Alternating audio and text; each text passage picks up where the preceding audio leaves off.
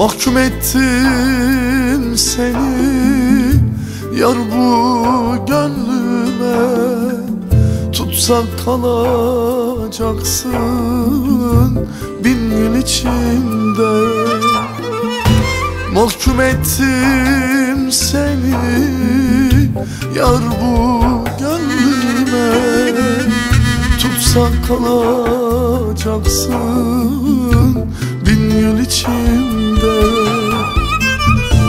Ben öldür ama ayrılık isteme, gülümü koparıp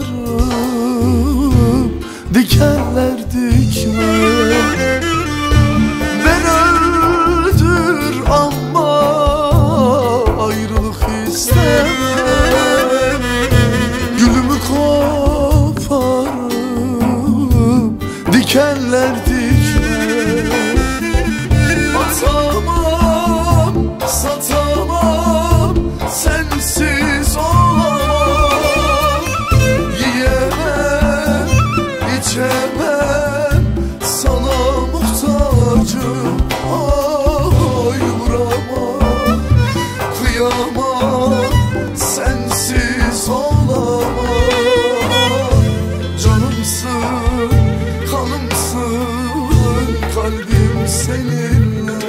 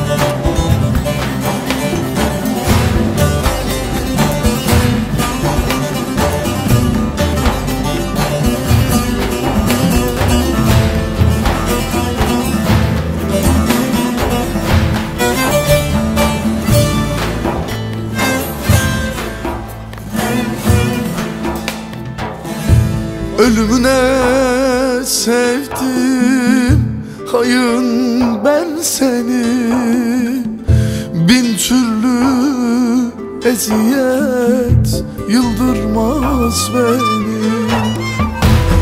Ölümüne sevdim hayın ben seni, bin türlü eziyet yıldırmaz beni. Öyle bir sevda ki yar bu bendeki, Ferhat'ın da